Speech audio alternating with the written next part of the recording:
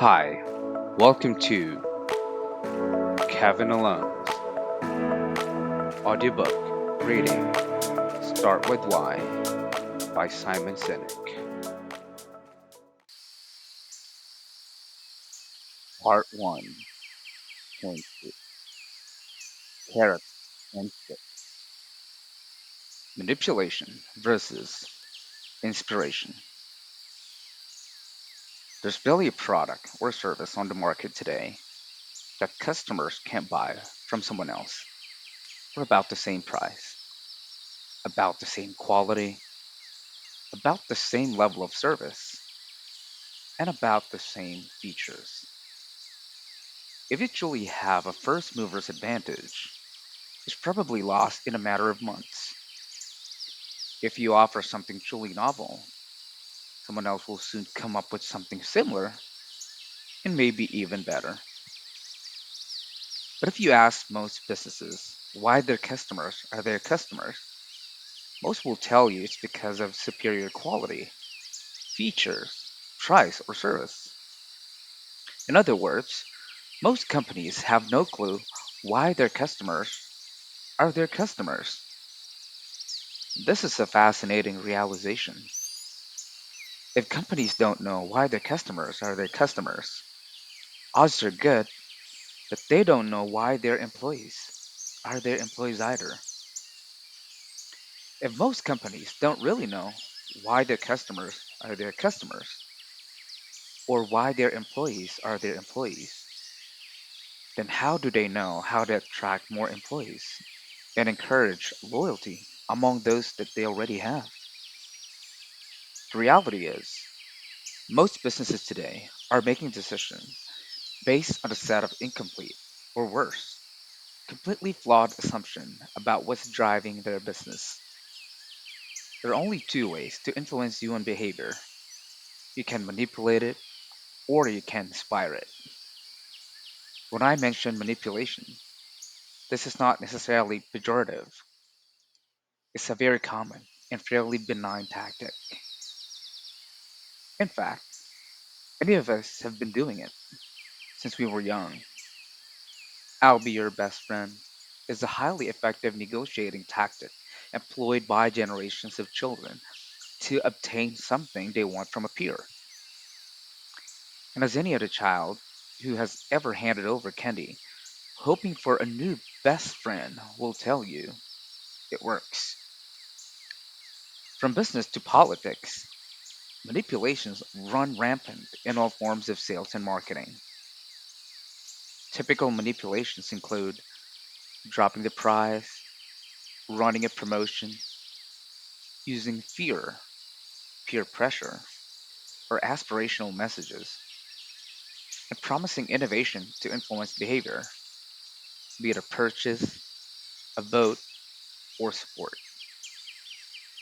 When companies or organizations do not have a clear sense of what their customers are their customers, they tend to rely on a disproportionate number of manipulations to get what they need. And for good reason. Manipulations work. Price. Many companies are reluctant to play the price game, but they do so because they know it is effective. So effective, in fact, that the temptation can sometimes be overwhelming. There are few professional services firms that, when faced with an opportunity to land a big piece of business, haven't just dropped their price to make a deal happen. No matter how they rationalize it to themselves or their client, price is a highly effective manipulation. Drop your prices low enough, and people will buy from you. We see it at the end of the retail season when products are priced to move. Drop the price low enough, and the shelves will very quickly clear to make room for the next season's products.